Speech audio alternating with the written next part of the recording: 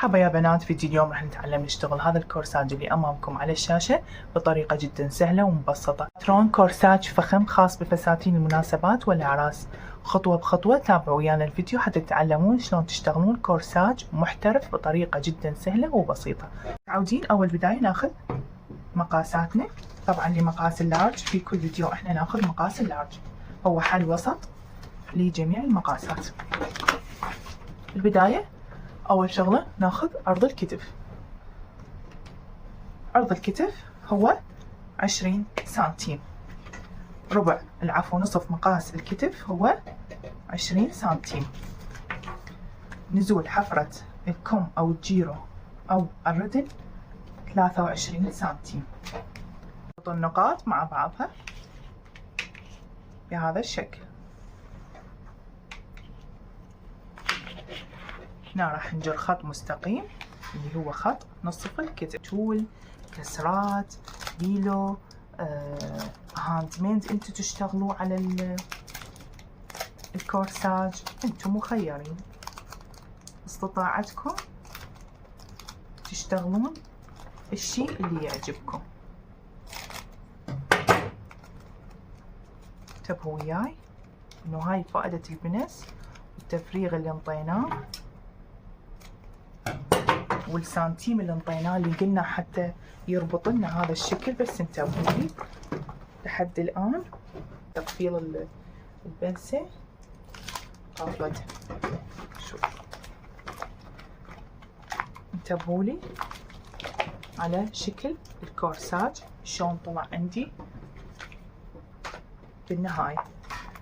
انتبهوا لي على شكل الكورساج شلون صار عندي واضح بارز.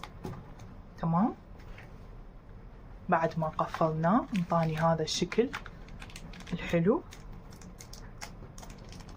انتبهوا لي من الاسفل، شوفوا شكله شلون صار، التقعر اللي صار عندي، البروز اللي صار عندي من نقطة الصدر، التقويسة اللي صارت عندي بطول الصدر. انتبهوا لي انطاني شكل الفنجان. بعدها نروح على المرحلة الثانية. ملاحظة طبعا احنا هذه ما شرحت لكم عنها، انه احنا من اجينا طبعنا الباترون عندنا ما اخذناها على الباترون. تمام، فهسه كل اللي راح نسويه بما انه احنا قفلنا البنسة فشوي راح يتغير عندي الباترون. فشنو اللي يرجعني إليه؟ هي نقطة الصدر. أثبت نقطة الصدر على نقطة الصدر هذه اللي هي بالباترون الأساسي. تمام، حتى أطبع شكل البنس. انتبهوا بنات، شكل البنس ضروري هاي البنسة أهم شي واحد يطبعها مثل ما هي. نثبت نقطة الصدر على نقطة الصدر الأولى. شنو فايدتها هذه؟ حتى تنطينا بروز أكثر لمنطقة الصدر وتلملي هاي المنطقة.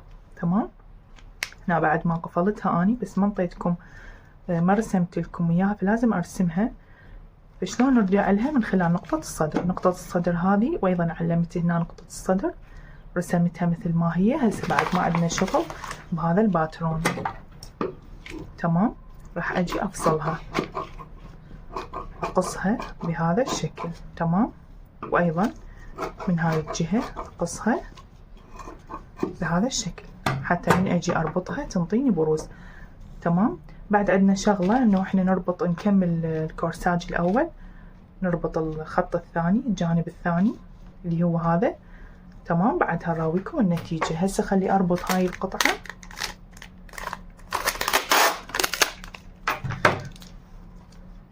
ركزوا وياي بنات، يعني اللي قدمت الفيديو رأسا انتبهي رجعي وشوفي أنا شنو اللي عدلت عليه.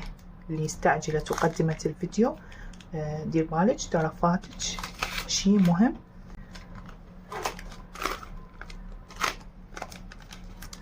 وهي البنس. تمام، وأنا ليش دائما أنصحكم وأقولكم بنات لا تقدمون الفيديو، تبعوا خطوة خطوة حتى تعرفون احنا شنو جاي نشرح. انت اذا قدمت الفيديو انت اللي راح تخسرين معلومة ممكن تجيني بالتعليقات تقولين منين اجت هاي النسبة، شلون صار عندنا هذا البروز. تمام.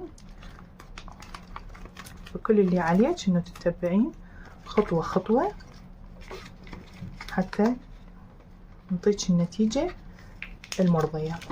تمام بنات، ترى تقفيل الباترون بدقة، خاصة الخطوط اللي احنا نرسمها ونوضحها هذه جدا مهمة. تمام،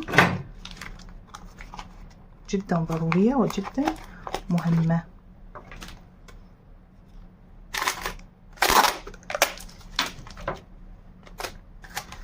في كل كورساج هي يعني ضرورية شغلة تقفيل الباترون. ليش؟ لأنه احنا بعد ما نقفله بالطريقة الصحيحة بالاتجاه الصحيح بالخطوط اللي احنا رسمناها ينطينا الشكل النهائي اللي احنا نريده، سواء انت طبقتيه على ورق او طبقتيه على نايلون. تمام، مثل حالتي. تمام، استخدمي هذا النوع من النايلون الشفاف حتى من تطبعين الباترون يكون عندك مرئي. تمام، يعني الورقة صعوبة. تمام، الورقة صعب تطبعيها. لو انت مسوية باترونك على ورق وتجين تجيبين ورق مرة ثانية حتى تطبعين عليه راح تواجهين صعوبة. استخدمي هاي الطريقة حتى تستفادين.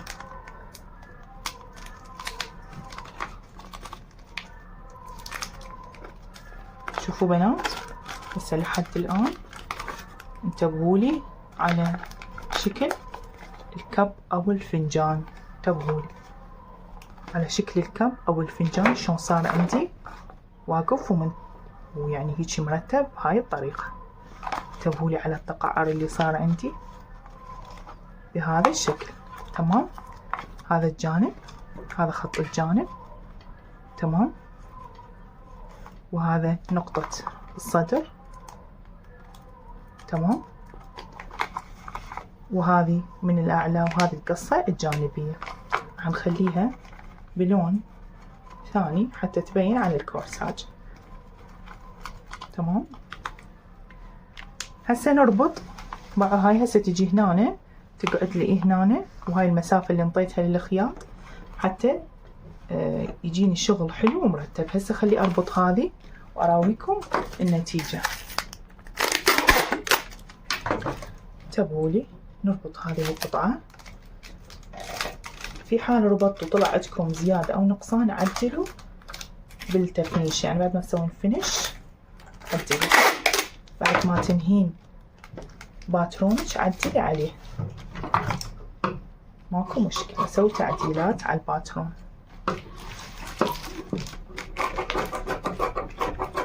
إذا طلعت عندك زيادة أو نقصان عدلي على الباترون. تمام، انتبهولي هسه بالنهاية.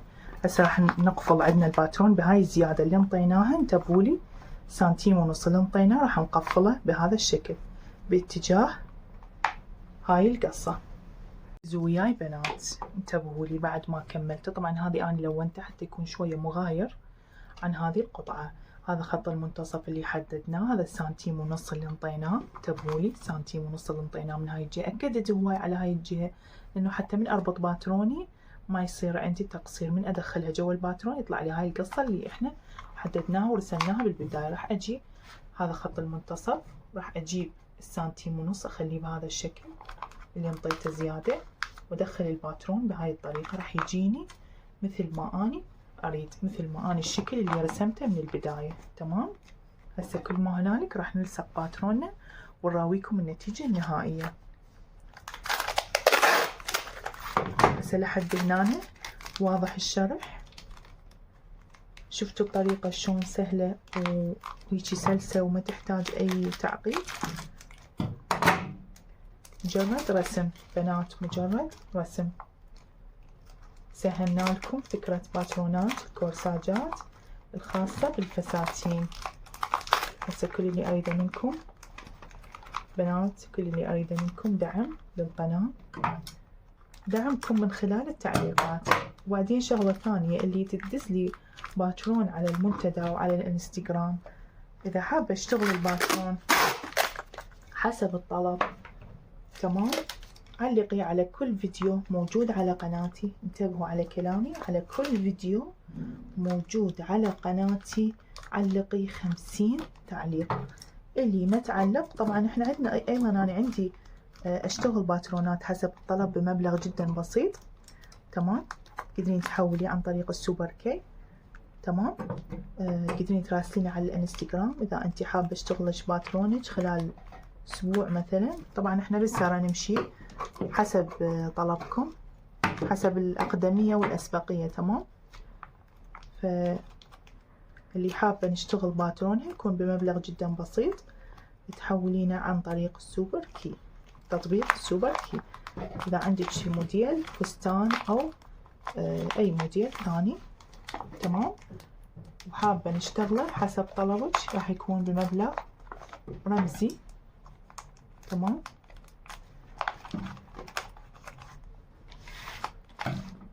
واللي حابه تدخل دورات، ايضا عندنا دورات راح تبدي ان شاء الله بالشهر السادس.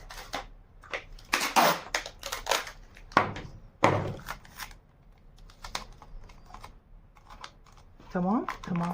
اما اللي ما عندها امكانيه وتشوف نفسها ما تقدر تشتغل باترون يمي حسب الطلب، فش تسوين؟ تعلقين على كل فيديو موجود على قناتي 50 تعليق حتى يكون إلك نصيب تفوزين ويانا بباترون حسب طلبك. يعني مو تعلقي لي 10 تعليقات او تعلقين 50 تعليق على فيديو واحد او فيديوين، لانه أنا كلها راح تظهر عندي، تمام. فاشوفك انت معلقة على جميع الفيديوهات 50 تعليق، اكيد انا راح اخذ باترونج، راح اكتب لك انه باترونج انت فزتي ويانا بزينة الباترون، تمام. هسه لحد هنا انطوني رايكم بالنتيجة، شنو رايكم بالشغل، وشنو رايكم بطريقة شرح الباترون، الطريقة اللي انطيتكم اياها، هل هي سهلة ام صعبة؟